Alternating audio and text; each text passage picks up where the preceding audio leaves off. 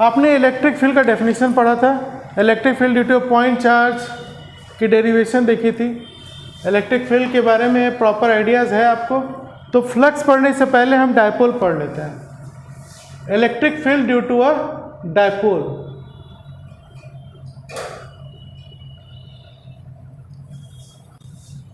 Due to a dipole, ये topic है। सबसे पहले हम ये समझेंगे कि डायपोल होता क्या है। तो एक a system of two equal and opposite charges when separated by a very small distance is known as an electric dipole। मतलब आप स्मॉल चार्ज ले लीजिए, एक माइनस क्यू और एक प्लस क्यू, और ये दोनों चार्ज को अगर हम स्मॉल डिस्टेंस पे रख दें तो ये एक डायपोल बन जाता है। अगर मैं इन दोनों को एक लाइन से मिला, suppose A B is a dipole, A B is an electric dipole, और इस पे चार्ज क्या आपकी minus Q and plus Q. इसको मिलाने वाली जो लाइन हो गई A to B, this is called axis of dipole. A B is called axis of dipole. अब इस डायपोल में दो चार्ज हैं, minus Q and plus Q. इस डायपोल का centre O is centre of dipole.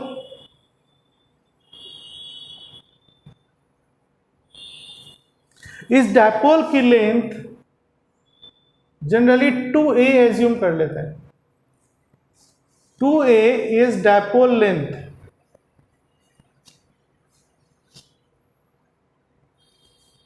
मतलब a system of two equal and opposite charges when separated by a very small distance is known as an electric dipole।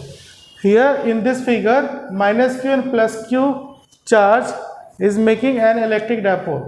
अभी जो distance है 2a, ये दोनों charge का centre से distance है। जैसे सेंटर से हम माइनस क्यू की तरफ जाए तो ये a डिस्टेंस होगा, सेंटर से प्लस क्यू की तरफ जाए तो भी ये डिस्टेंस a होगा। ये a काफ़ी स्मॉल डिस्टेंस है और टोटल लेंथ डायपोल की 2a हो गई। हर डायपोल का अपना एक डायपोल मोमेंट भी होगा। तो अगर हम डायपोल मोमेंट को लिखें, इलेक्ट्रिक डायपोल मोमेंट,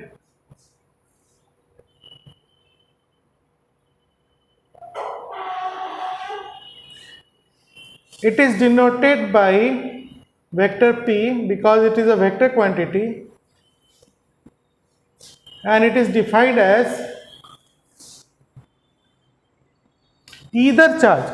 देखो दोनों सेम चार्ज है, अपोजिट डायरेक्शन में, अपोजिट साइन का है, एक प्लस क्यू है और एक माइनस क्यू है। डायपोल मोमेंट को हम पी वेक्टर से लिखेंगे बिकॉज ये वेक्टर क्वांटिटी है।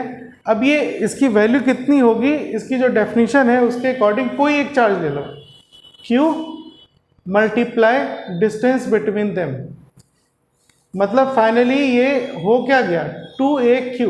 मतलब कोई एक चार्ज लिया और यहाँ फिगर में डिस्टेंस दोनों के बीच में 2a है, इसलिए डायपोल मोमेंट क्या हो गया, either charge multiply distance between the charges, मतलब 2aq इस फिगर के अकॉर्डिंग। ये डेफिनेशन हो गई। अब ये वेक्टर क्वांटिटी है तो मुझे इसका डायरेक्शन देखना होगा किधर होगा। तो इसकी डायरेक्शन हमेशा माइनस क्यू से प्लस क्यू की तरफ होगी। This is the direction of dipole moment.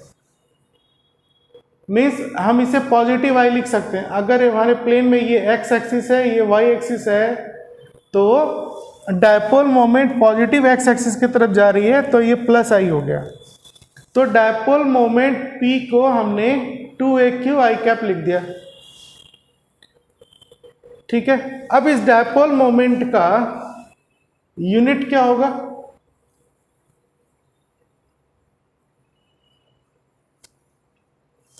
अगर ऐसा ही यूनिट देखा जाए तो देखो, पहला ये क्या है आपका चार्ज। चार्ज का ऐसा यूनिट क्या होता है, कूलम, मल्टीप्लाई 2a क्या है, डिस्टेंस बिटवीन चार्ज, तो डिस्टेंस की यूनिट क्या होती है, मीटर। तो first unit is coulomb metre, यही आपका ऐसा यूनिट है। अब अगर मैं इसकी दूसरी यूनिट की बात करूं तो स्टैट कूलम सेंटीमीटर, इसको रहने दो, इसकी जरूरत नहीं, आपके सिलेबस से बाहर है। सिर्फ आप ऐसा यूनिट रखिए कूलम सेंटीमीटर, यही आपसे पूछा जाएगा। अगर डायमेंशन निकालना हो डायपोल मोमेंट का तो ये हो जाएगा dimension of charge multiply dimension of distance. तो चार्ज का डायमेंशन हो गया 80 और डिस्टेंस का डायमेंशन हो गया L, मीन्स ALAT और LTA ऐसे लिख सकते हैं, और it is also written as M0LTA। This is dimension of dipole moment. हमें पढ़ना है डायपोल की इलेक्ट्रिक फील्ड की वैल्यू क्या होगी। तो उसके लिए सबसे पहले हमने डायपोल आपको समझा दिया कि ये क्या होता है। जो डाउट होगा आप मेरे को व्हाट्सएप नंबर पे क्लास के बाद मैसेज कर देना। अभी इसको समझने की कोशिश करो। डाउट नेक्स्ट क्लास में मैं व्हाट्सएप देख करके नेक्स्ट क्लास में मैं डिस्कस कर लूँगा।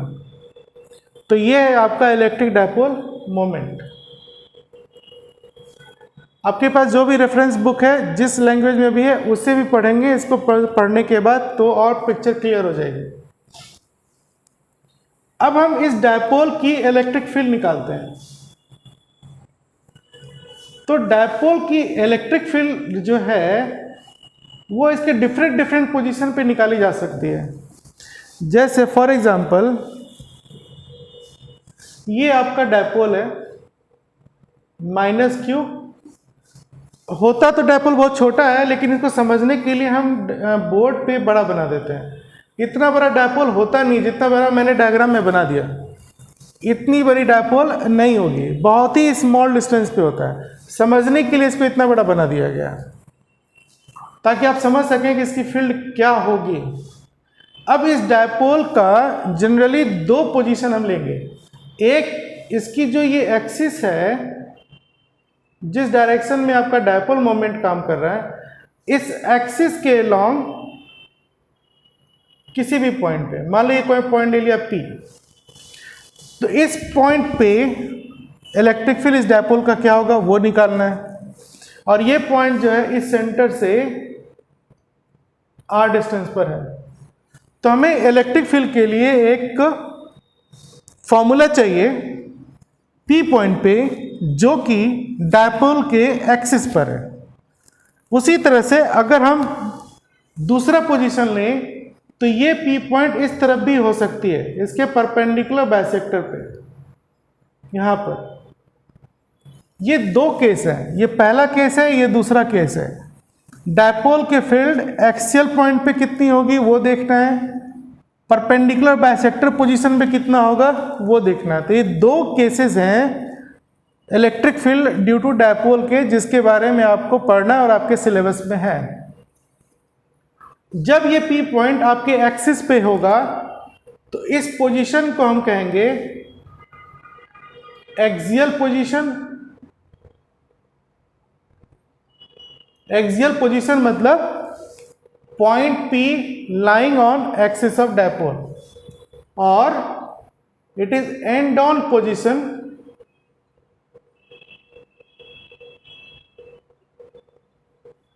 एक्सियल पोजीशन और एंड डाउन पोजीशन। जब ये पॉइंट P परपेंडिकुलर बाइसेक्टर पे आ जाएगा तो इस पॉइंट का टेक्निकल नेम हो जाता है आपका broad side on position, broad side on position और equatorial position,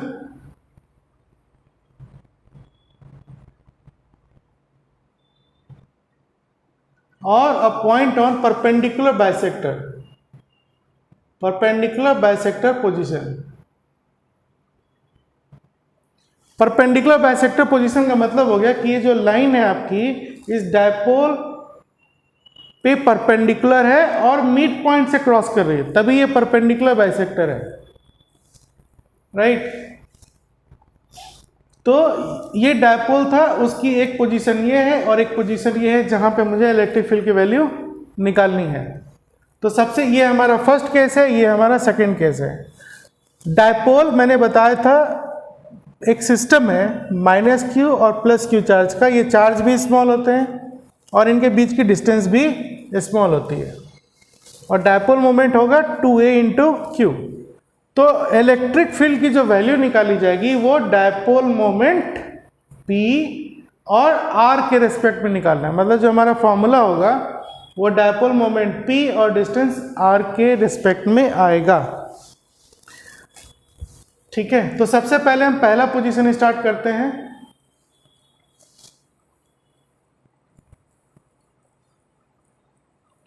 electric field due to a dipole at a point electric field due to a dipole at a point on axis of dipole,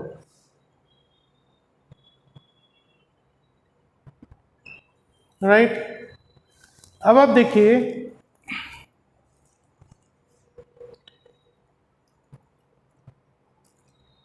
यही point P है, dipole आपका बस इतना सा है, ये dipole है, इसकी सेंटर हो गई O, ये पॉइंट A है और ये पॉइंट B है। ये डायपोल लेंथ आपकी 2a है, मतलब यहां से ये डिस्टेंस A, यहां से ये डिस्टेंस A।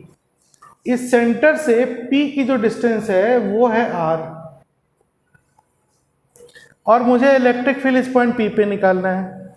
तो अब आप देखिए P पॉइंट के लिए प्लस Q एक पॉइंट चार्ज है, इसी P पॉइंट पे माइनस Q भी एक पॉइंट चार्ज है। तो electric field due to a point charge का फॉर्मूला क्या था? E is equal to KQ/R²। ये फॉर्मूला है आपका electric field due to a point charge निकालने के लिए। तो सबसे पहले हम यहां पर electric field at P due to charge at A ये निकालते हैं। तो P पॉइंट पे A के चार्ज की वजह से फील्ड की वैल्यू क्या होगी और डायरेक्शन क्या होगा वो देखना है। तो आप ये देखो कि ये जो चार्ज है A पर, ये माइनस चार्ज है, माइनस Q चार्ज। P पॉइंट पे अगर आप एक टेस्ट चार्ज रख दो, टेस्ट चार्ज जो हमेशा पॉजिटिव होता है, तो वो पॉजिटिव चार्ज इस चार्ज की वजह से अट्रैक्ट होगा, क्योंकि पॉजिटिव और निगेटिव में अट्रैक्शन होती है।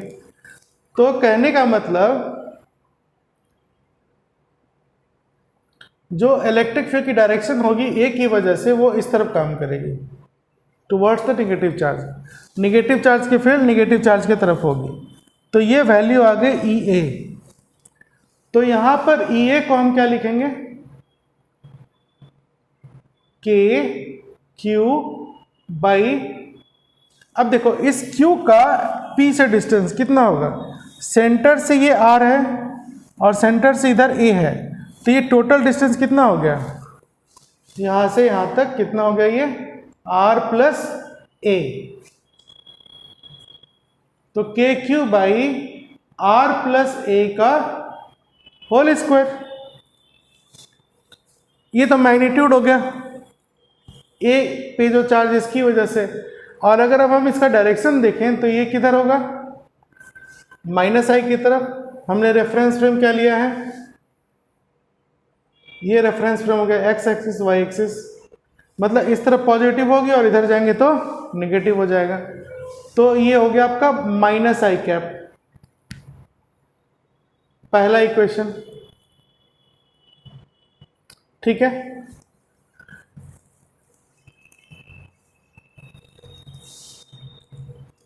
अब इसी पॉइंट पे B की वजह से अगर हम इलेक्ट्रिक फील्ड निकालें तो क्या होगा? तो electric field at P due to charge at B is क्या होगा? ये देखिए B पे आपका पॉजिटिव चार्ज है, तो यहां पे इस चार्ज की वजह से इलेक्ट्रिक फील्ड जो होगी वो बाहर की तरफ होगी। This is EB। बाहर क्यों होगा? क्योंकि टेस्ट चार्ज अगर हम रखेंगे तो ये टेस्ट चार्ज क्यू नॉट इसकी वजह से रिपेल हो जाएगा। तो पॉजिटिव चार्ज के फील्ड किसी पॉइंट पे चार्ज से बाहर की तरफ होती है। तो अब EB की मैग्नीट्यूड अगर हम निकालें तो P पॉइंट पर इस चार्ज की वजह से जो फील्ड होगा उसका मैग्नीट, ये तो पॉइंट चार्ज हो गया इसके लिए, तो पॉइंट चार्ज का फॉर्मूला क्या होता है? KQ/R²। तो यहाँ से इस चार्ज का इस चार्ज पॉइंट से डिस्टेंस कितनी हो गई? यहाँ से यहाँ R है, मुझे यहाँ से यहाँ की डिस्टेंस चाहिए, BP चाहिए। तो BP की जगह हम क्या लिख सकते हैं? R-A, क्योंकि ये देखो यहाँ से यहाँ तक R है, यहाँ से यहाँ तक A है, यहाँ से यहाँ R है, यहाँ से यहाँ A है, तो ये डिस्टेंस कितना रह गया? R-A। तो KQ/R-A²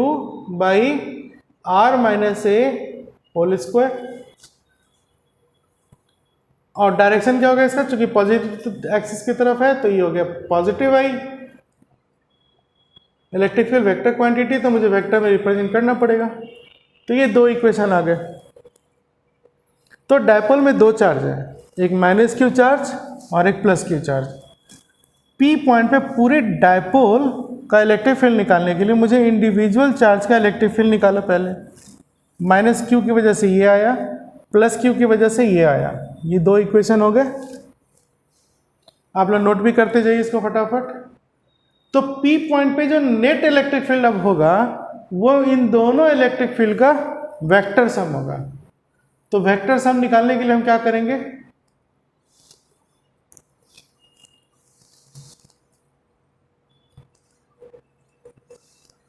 net electric field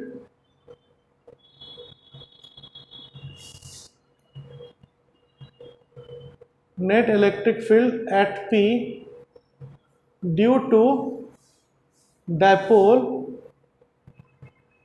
is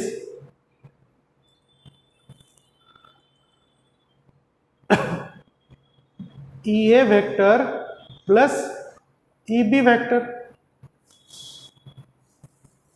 right?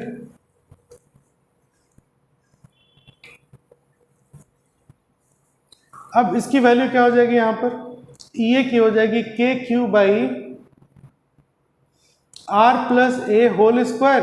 Into -I plus KQ/R-A²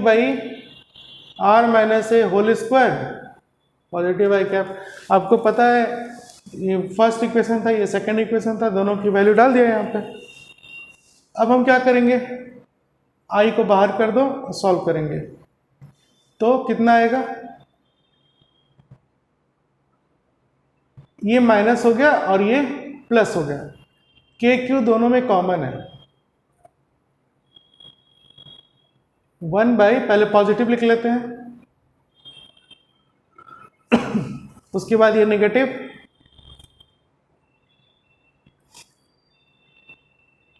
और ये I कैप बाहर है। ओके, अब मैं इसको मिटा दूं, डायग्राम मिटा रहे हैं।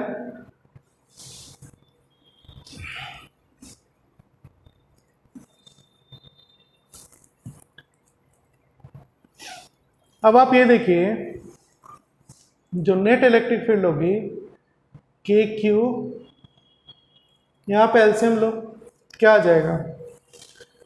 This into this means R-A² into R+A² तो इस तरफ क्या आ जाएगा आपका? R+A² minus R-A² into I cap. अब इसके अगले स्टेप में क्या होगा? ये भी स्क्वायर है, ये भी स्क्वायर है, तो मैं इन दोनों को मल्टीप्लाई करके स्क्वायर बाहर कर देता हूं। तो क्या हो जाएगा? ये यहां से हटाया, यहां से हटाया, ऐसे कर सकते हैं, ठीक है। अब ये एक्सप्रेशन फिर क्या आ जाएगी आपकी? KQ नीचे ये सॉल्व होकर क्या हो जाएगा? R² माइनस A² का होल स्क्वायर। अब इसको ब्रेक करो, R² plus A² minus 2AR minus R square minus ए स्क्वायर प्लस 2AR।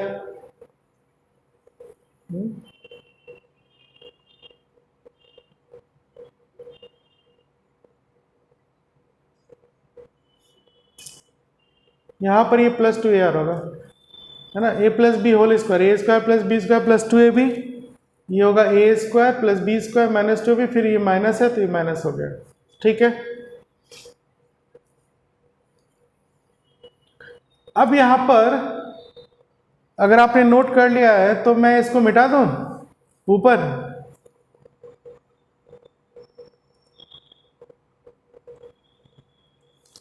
इसी में आप ये देखो कि ये माइनस ए स्क्वायर प्लस ए स्क्वायर कट जाएगा, आर स्क्वायर कट जाएगा, तो ये जो इक्वेशन है आपकी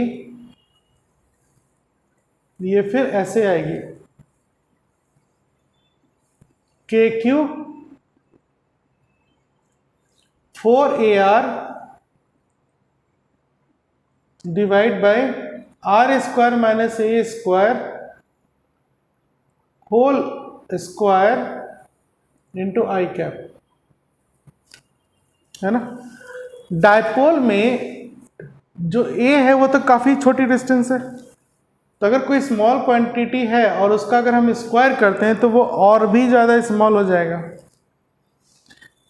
तो जब काफ़ी स्मॉल क्वांटिटी को आप सब्ट्रैक्ट करें तो बहुत ज़्यादा डिफरेंस नहीं आएगा, या ऐड भी करते हैं तो भी ज़्यादा डिफरेंस नहीं आता। तो कहने का मतलब है हम ये कह सकते हैं कि since A is very small, therefore A square will be very small, very small, therefore अब ये स्मॉल क्वांटिटी को आर तो बड़ी यूनिट है, लॉन्ग डिस्टेंस है, तो उसमें हम सब्ट्रैक्ट करेंगे तो कोई फर्क नहीं पड़ेगा। Then we can write r square minus A square approximately equals to r square. ये स्मॉल क्वांटिटी से माइनस होने से कोई बहुत ज़्यादा डिफरेंस नहीं आना है। तो अब इसका जो होल स्क्वायर है दिस बिकम्स आर पावर 4। तो ये वैल्यू अब यहां डाल देते हैं, therefore electric field at point P is KQ4AR divide by R power 4 which in turn will come 4KQ4A by RQ। ये आई कैप भी आएगा। अब देखो मैंने आपको पहले ही बताया था कि जो इलेक्ट्रिक फील्ड की डेरिवेशन हमें निकालनी है वो आर और डायपोल मोमेंट के टर्म्स में निकालना है। तो क्या करेंगे,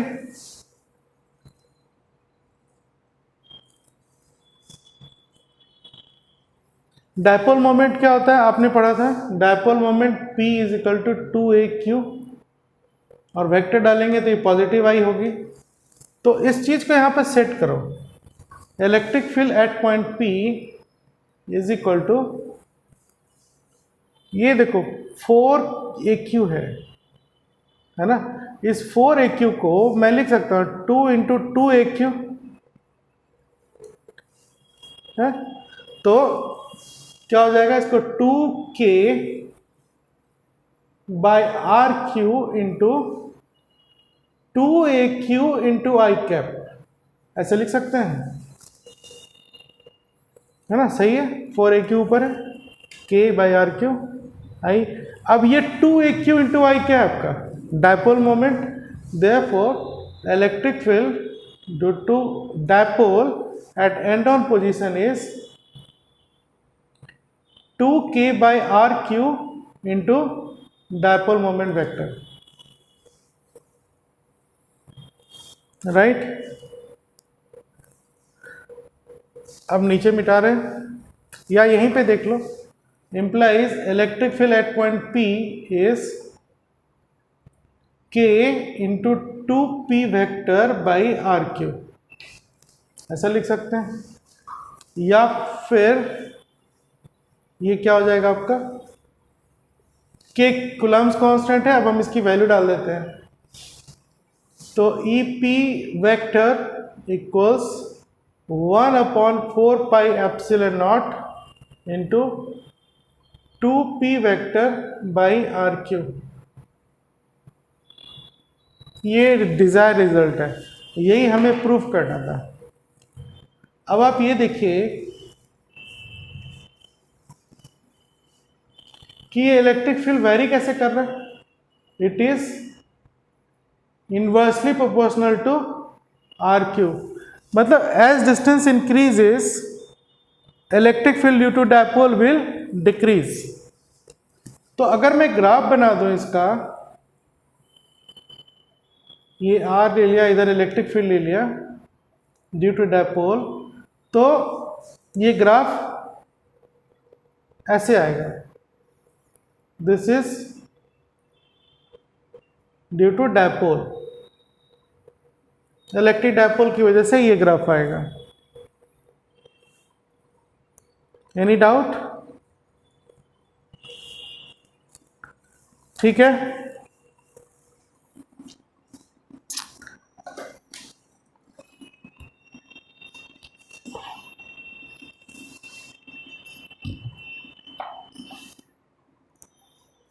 तो ये डायपोल एक्सिस का, एक्सिस ऑफ डायपोल या डायपोल एक्सिस या एंड-ऑन पोजीशन, उसकी वजह से इलेक्ट्रिक फील्ड की वैल्यू आ रही है, राइट। चलिए अब हमें इलेक्ट्रिक फील्ड निकालना है डायपोल के परपेंडिकुलर बाइसेक्टर पोजीशन पे कि वहां पर वैल्यू कितनी आएगी।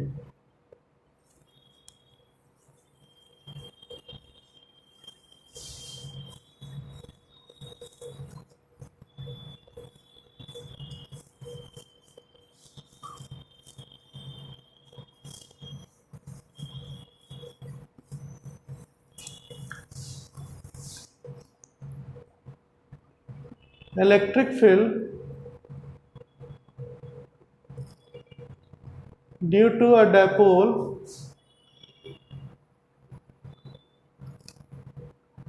at a point on its perpendicular bisector position.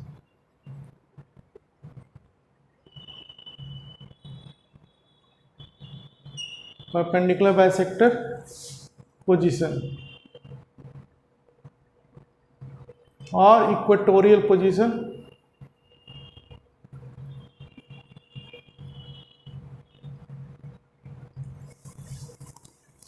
और ब्रॉड साइड ऑन पोजीशन और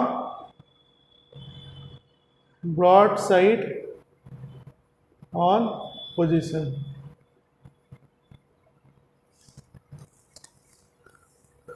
तो यही डायपोल है माइनस क्यू प्लस क्यू, और ये आपका सेंटर है। ये डायपोल का नाम दे दिया मैंने ए बी। इस डायपोल की लेंथ हो गई 2a। सेंटर से इधर चार्ज का डिस्टेंस a हो गया। मुझे इस डायपोल के परपेंडिकुलर बाइसेक्टर पोजीशन पर इलेक्ट्रिक फील्ड की वैल्यू निकालनी है। तो मान लो ये परपेंडिकुलर बाइसेक्टर पोजीशन ये है P, जो कि r डिस्टेंस पर है, राइट। तो इस पॉइंट पे इलेक्ट्रिक फील्ड की वैल्यू निकालनी है डायपोल की वजह से। तो जैसे मैंने एक्सियल पॉइंट पोजीशन पे निकाला था कि P पॉइंट पे ये दोनों चार्ज पॉइंट चार्ज की तरह ट्रीट किया और पॉइंट चार्ज का फॉर्मूला लगाया। Electric field due two point charge का फॉर्मूला क्या था?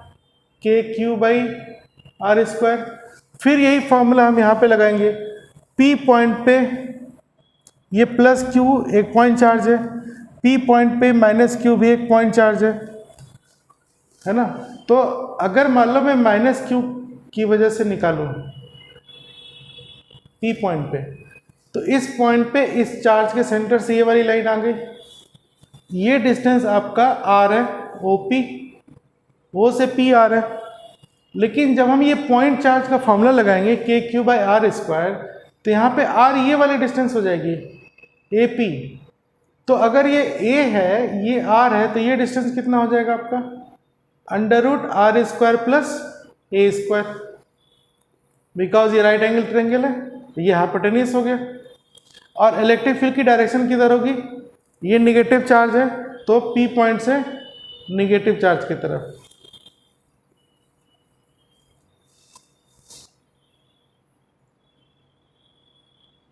ये डायरेक्शन हो गया आपका इलेक्ट्रिक फील्ड ड्यू टू ए। उसी तरह पी पॉइंट पे बी की वजह से अगर हम इलेक्ट्रिक फील्ड निकालें तो वो किधर जाएगा?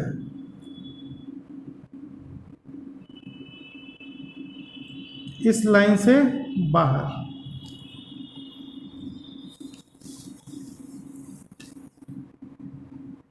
This is electric field due to B, और ये डिस्टेंस भी आपका फिर वही आ जाएगा under root are square plus A square, है ना। तो अब आप देखिए यहाँ पर P A equals to P B,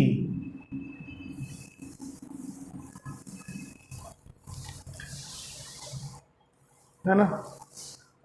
P A is equal to P B is equal to under root are square plus A square.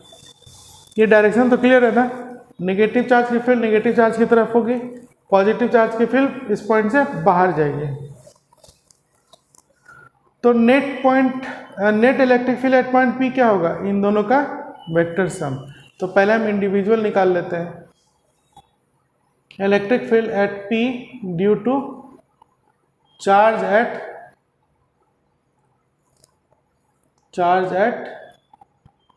ए क्या हो जाएगा? ये E A is equal to K Q by are square plus A square whole square. अब direction चाहिए, तो direction यहाँ पे हम आई जे के तो नहीं लिख सकते क्या? बिकॉज ये एक्स एक्सिस इधर है, वाई एक्सिस इधर है, तो ये डायरेक्शन लिख देंगे अलोंग पी ए,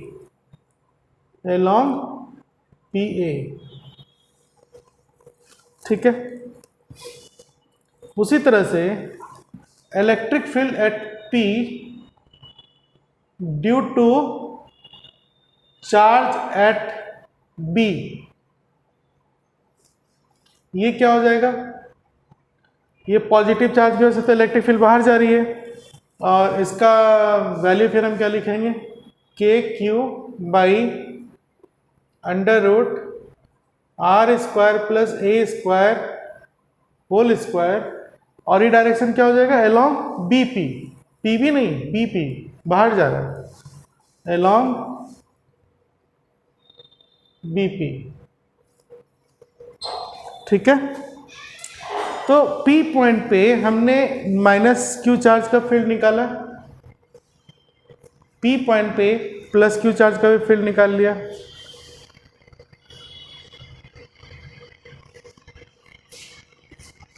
अब ये दोनों इलेक्ट्रिक फील्ड की डायरेक्शन आपको पता है, इधर जा रही है, इधर जा रही है। नेट इलेक्ट्रिक फील्ड जब हम निकालेंगे तो मुझे क्या करना होगा? इनका रिजल्टेंट निकालना होगा। तो एक वेक्टर ऐसे जा रही है, एक वेक्टर ऐसे जा रही है, इसकी रिजल्टेंट कैसे आएगी? तो आपको वेक्टर याद करना चाहिए क्लास 11th में जो आपने पढ़ा था कि दो वेक्टर का रिजल्टेंट निकालने के लिए हम पैरेललोग्राम लॉ यूज़ कर सकते हैं। तो यहाँ पे पैरेललोग्राम लॉ, एक वेक्टर ऐसे जा रहा है, एक वेक्टर ऐसे जा रहा है। पैरेललोग्राम लॉ कैसे यूज़ होगा? इन दोनों वेक्टर को लेकर के हम एक पैरेललोग्राम बना देंगे। बन गया? ये ई ए था आपका, ये ई बी है। तो इन दोनों इस पैरेललोग्राम का जो रिजल्टेंट आएगा यही आपका है net electric field at point P, ये वाली लाइन, ठीक है। अब ये वैल्यू निकालनी है मुझे, और मुझे ये वैल्यू और ये वैल्यू पता है, वो ये और ये है। आप सबने इधर नोट कर लिया है। एक चीज़ मैं आपको यहाँ पे बता दूँ कि वेक्टर में दो वेक्टर का रिजल्टेंट निकालने का फॉर्मूला क्या था?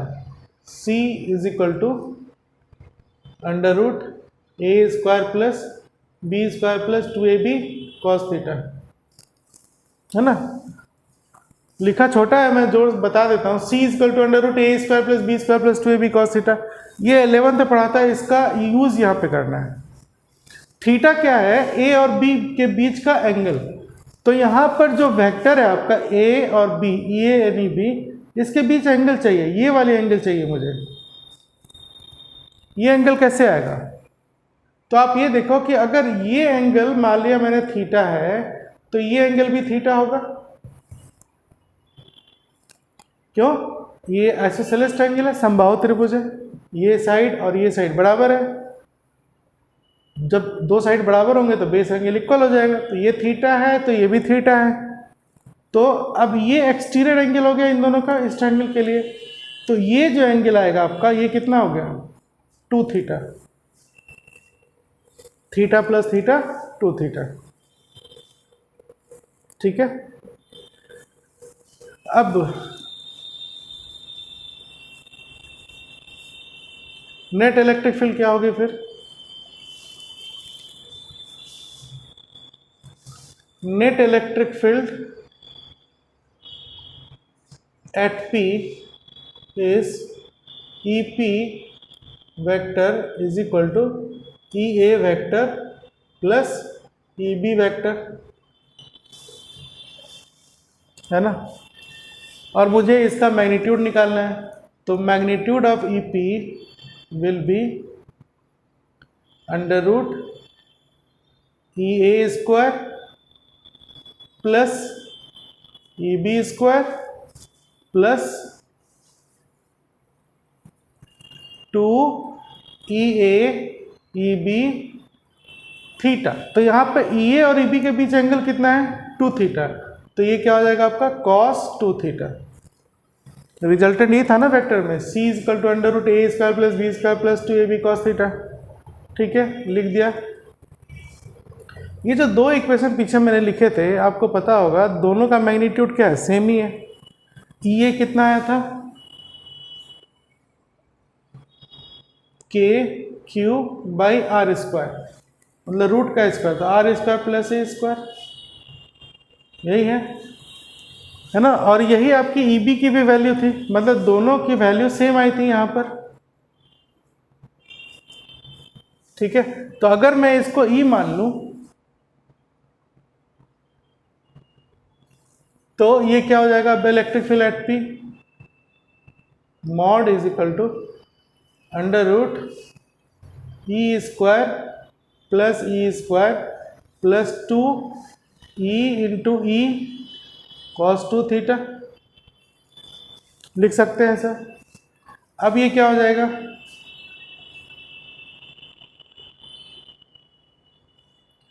ये दोनों सम होकर क्या हो गया? 2E square. ये प्रोडक्ट क्या हो गया? 2E square cos 2 theta. अब इन दोनों से मैं 2E स्क्वायर कॉमन ले लें, क्या आ जाएगा? 1 प्लस cos 2 थीटा। अब 1 प्लस cos 2 थीटा क्या होता है? 2 cos square theta,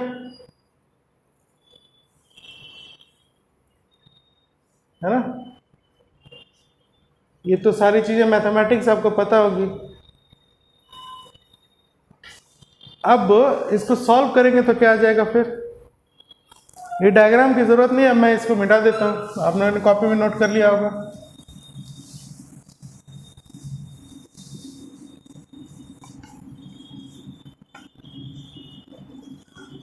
Therefore EP is equal to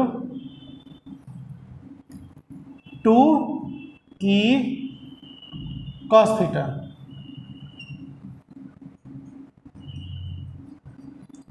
अब E की वैल्यू डालिए, क्या था वो? KQ by are square plus A square. अब cos थीटा, तो उस डायग्राम में देखो, ये डायग्राम था आपका, ये A है, ये R है, और ये था आपका under root are square plus A square, ये थीटा है।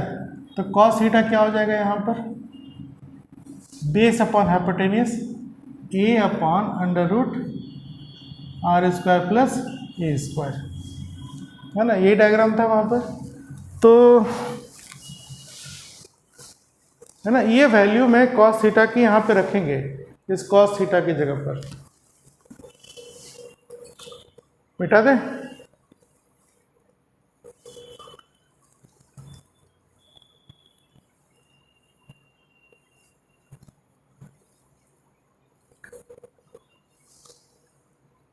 Finally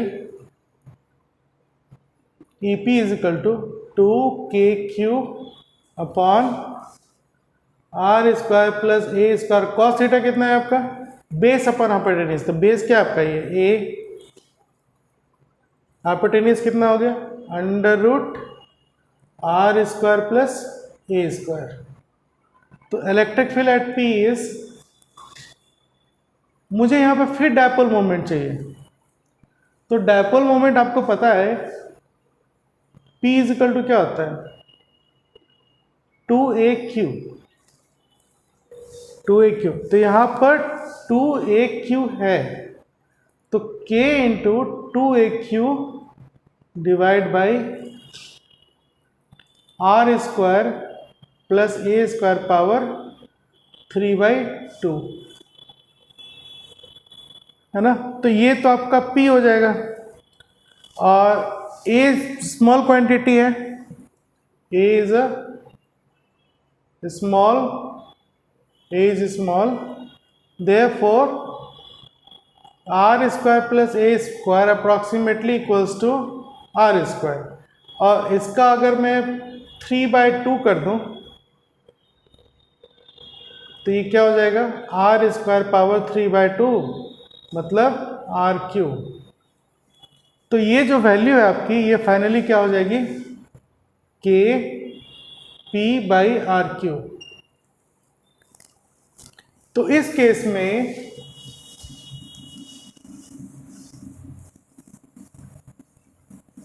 electric field at P क्या निकल के आया आपका, के पी बाई आर क्यू। और अगर मैं वेक्टर लगा दूं तो ये माइनस आई है ना, डायपोल मोमेंट के अपोजिट डायरेक्शन में। डायपोल मोमेंट इस तरफ काम कर रही है और इलेक्ट्रिक फील्ड इस तरफ काम कर रहा है। तो मैग्नीट्यूड इसका हो गया 1/4 पाई एप्सिलॉन नॉट, ये के की वैल्यू है, into p by r cube, है ना, ये मैग्नीट्यूड हो गया। ग्राफ वही होगा क्योंकि यहाँ पर भी electric field is inversely proportional to 1/RQ है, राइट, नोट कीजिए।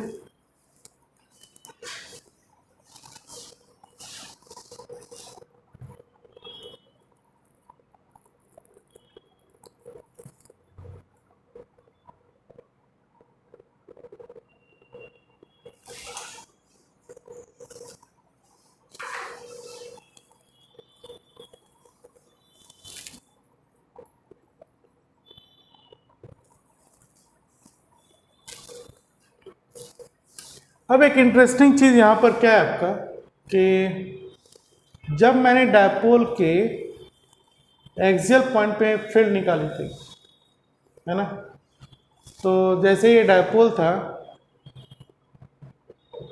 -Q + Q और ये सेंटर है, तो इस पॉइंट पे इलेक्ट्रिक फील्ड की वैल्यू कितनी आई थी, मान लो ये पॉइंट मैंने दे दिया A, तो यहाँ पर एक्सियल पोजीशन पे वैल्यू कितनी आई थी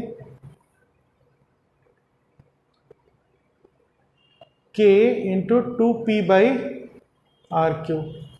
और यहाँ पर कितना है आपका, मान लो ये पोजीशन है B, तो इलेक्ट्रिक फील्ड एट B मतलब ये परपेंडिकुलर बाइसेक्टर पे है और ये एक्सिस पर है, KP/RQ, ये वैल्यू अभी देखा आपने आया है। इन दोनों को कंपेयर करके देखो क्या मिल रहा है। यहाँ पर इलेक्ट्रिक फील्ड वीक है, यहाँ पर इलेक्ट्रिक फील्ड स्ट्रांग है, तो डायपोल के एक्सिस पे इलेक्ट्रिक फील्ड स्ट्रांग होगी और इसके परपेंडिकुलर बाइसेक्टर पे इलेक्ट्रिक फील्ड वीक हो जाएगी। मैग्नेट में भी यही होता है, मैग्नेटिक फील्ड पोल पे स्ट्रांग होती है और परपेंडिकुलर बाइसेक्टर पोजीशन पे काफ़ी वीक हो जाती है। तो डायपोल में क्या रिलेशन है? Electric field at axis is 2 times electric field at perpendicular bisector position, है ना। और ग्राफ आपका दोनों में सेम ही है। वो ग्राफ क्या है? क्यू वाली ग्राफ है ये। Electric field inversely proportional to r Q.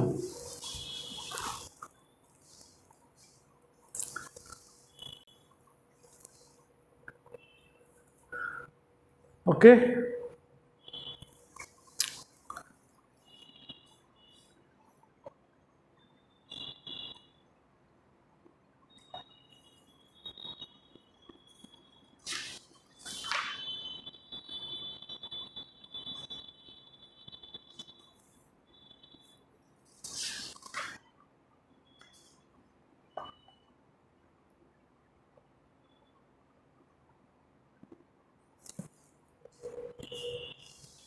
चलिए इसको मिटा देते हैं।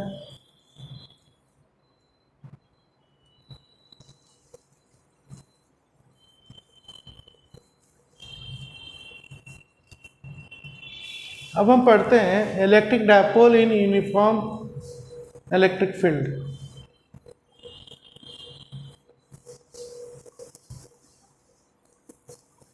Electric dipole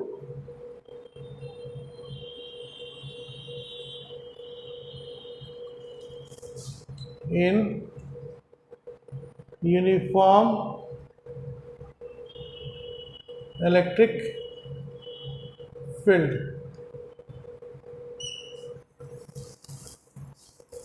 right. अगर यूनिफॉर्म इलेक्ट्रिक फील्ड में एक डायपोल को रख दें तो क्या होगा? डायपोल किस तरह बिहेव करेगा? देखिए, ये मान लो आपका इलेक्ट्रिक फील्ड है,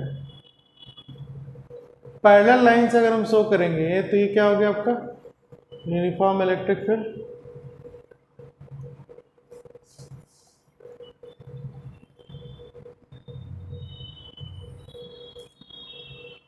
ये यूनिफॉर्म इलेक्ट्रिक फील्ड है, ठीक है। अब इसमें डायपोल रखना है। मान लो मैंने एक डायपोल रख दिया यूं,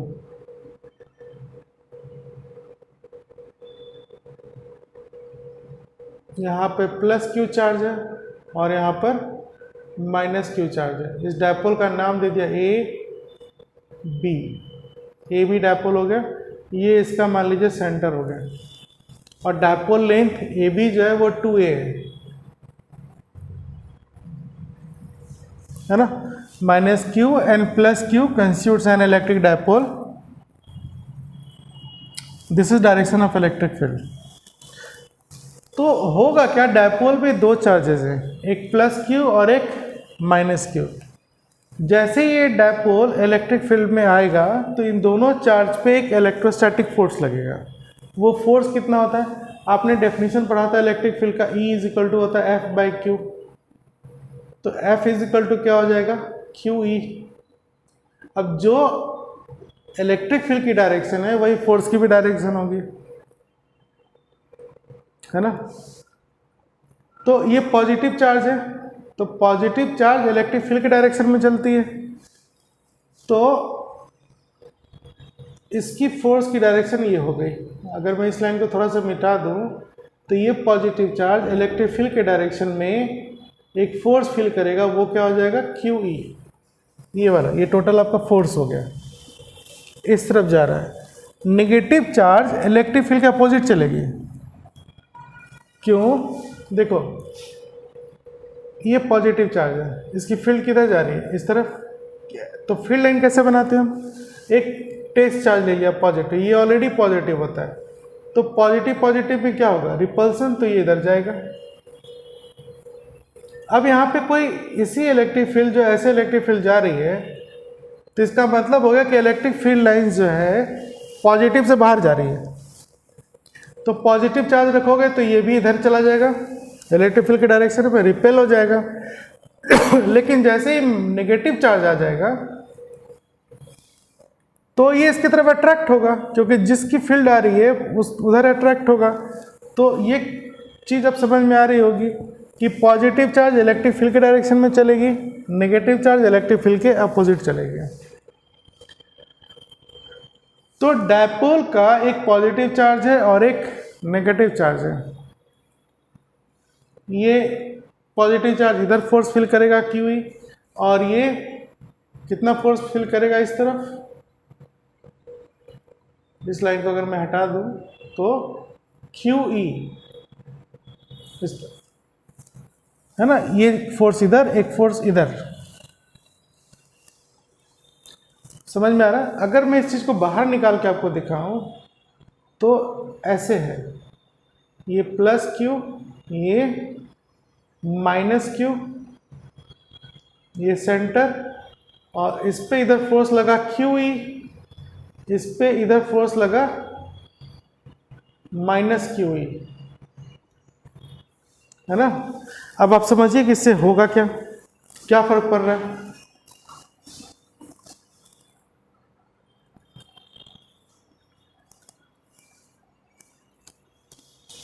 ठीक है, तो अब आप ये देखो कि इस चीज, जैसे मान लो ये पेनी है, इस पे ऐसे फोर्स लग रहा है और एक फोर्स ऐसे लग रहा है, तो क्या होगा, ये घूमने लग जाएगा। तो ये डायपोल जो है, ये इक्वल और अपोजिट फोर्स लगने की वजह से अपने सेंटर के अबाउट रोटेट करना शुरू कर देगा। ये डायपोल यहाँ पर रोटेट करने लग जाएगी। रोटेट कर रहा है मतलब इसमें टॉर्क आया, तब वो टॉर्क क्या होगा, टॉर्क का आपने 11th में पढ़ा है, क्या होता है, R×F, है ना। मतलब इधर force multiply distance between the two forces, मतलब कोई एक फोर्स और इन दोनों फोर्स के बीच का परपेंडिकुलर डिस्टेंस। तो आप ये देखिए कि इन दोनों फोर्स के बीच का परपेंडिकुलर डिस्टेंस क्या होगा, ये चीज। अगर ये डायपोल लेंथ आपका 2a है और मैं मान लूं कि डायपोल जो है इलेक्ट्रिक फील्ड के साथ थीटा एंगल बना रहा है, ये डायपोल मोमेंट का डायरेक्शन हो गया P, ये इलेक्ट्रिक फील्ड की डायरेक्शन हो गई E, और यहाँ पर ये सेंटर है। तो ये डायपोल मोमेंट वेक्टर और ये इलेक्ट्रिक फील्ड वेक्टर, इनके बीच एंगल मान लीजिए थीटा है। चूंकि इलेक्ट्रिक फील्ड यूनिफॉर्म है तो हर जगह थीटा ही एंगल बनेगा, यहाँ से लेके यहाँ तक जब रोटेट करना वो शुरू किया होगा, है ना। तो अब ये थीटा है, तो इस थीटा को मैं यहाँ लिख दूँ, ये थीटा। अब आप समझो कि एक फोर्स ये है QE, एक फोर्स ये है -QE, और मुझे टॉर्क निकालने के लिए इन दोनों फोर्स का परपेंडिकुलर डिस्टेंस चाहिए, ये वाला। तो ये 2a है, ये थीटा है, तो ये डिस्टेंस कितना हो जाएगा, 2a sin थीटा, और ये डिस्टेंस कितनी हो जाएगी, 2a cos थीटा, है ना। तो सीधी सी बात यह है कि डायपोल को जब हम इलेक्ट्रिक फील्ड में रखेंगे, यूनिफॉर्म इलेक्ट्रिक फील्ड में, तो वो अपने सेंटर के अबाउट रोटेट कर जाएगा। रोटेट क्या मतलब, उस पर एक टॉर्क लग रहा है। अब वो जो टॉर्क होगा, वो टॉर्क की डेफिनेशन क्या हो जाएगी आपकी,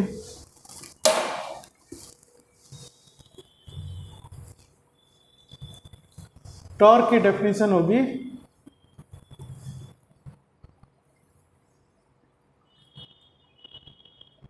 torque experience by dipole is equal to either force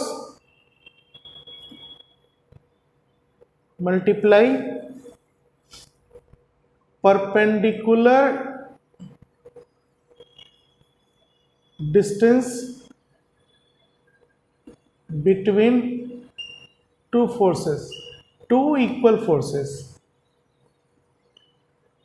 है ना। तो ये टॉर्क हो गया। तो एक फोर्स क्या है आपका, QE लिख दिया, और इन दोनों के बीच परपेंडिकुलर डिस्टेंस क्या है आपका, 2a sin थीटा। तो टॉर्क इज इक्वल टू क्या निकल के आया आपका, देखो डायपोल मोमेंट होता है 2a इंटू क्यू, तो P 2a क्यू की जगह P आ गया, फिर E और साइन थीटा, है ना, ये मैग्नीट्यूड हो गया। मतलब जब एक डायपोल एक एक्सटर्नल इलेक्ट्रिक फील्ड में आएगा तो उस पर इतना एक्सटर्नल टॉर्क लगेगा जिससे कि वो घूम रहा है यूनिफॉर्म इलेक्ट्रिक फील्ड में। अगर मैं इसको वेक्टर फॉर्म में लिखूं तो इलेक्ट्रिक फील्ड भी वेक्टर क्वांटिटी है, डायपोल मोमेंट भी वेक्टर क्वांटिटी है, तो ये हो जाएगा आपका cross product of dipole moment and electric field vector P cross E, और मैग्नीट्यूड में हम क्या लिखेंगे PE साइन थीटा। सो यही आपका रिजल्ट था। So we conclude that when an electric dipole is placed in a uniform electric field, it starts rotating, experiences a torque which is given as vector product of dipole moment and electric field, or in terms of magnitude it is P sin theta। तो अब आपने vector में पढ़ा होगा कि अगर C, if C vector is equal to A cross B, तो what does it mean? Vector C is perpendicular to A, perpendicular to B, therefore in this case torque is perpendicular to dipole moment P and it is also perpendicular to electric field E।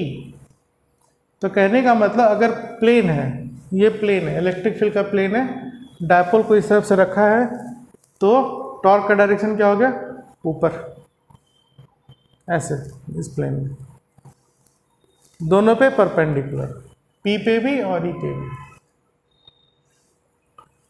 ठीक है, इतनी बात समझ में आ रही है? आज के लिए इतना ही। अब टुडे इज थर्सडे, सो अब आपकी नेक्स्ट क्लास मंडे को होगी, तो आप लोग इसकी रिवीजन कर लें प्रॉपरली। जो भी आपके पास बुक है हिंदी में, इंग्लिश में, उसे पढ़ें, एनसीईआरटी पढ़ें, एनसीईआरटी के सॉल्व एग्जाम्पल बना लें और इसको पूरी अच्छी तरह से रिवाइज करके रखो। ठीक है, थैंक यू।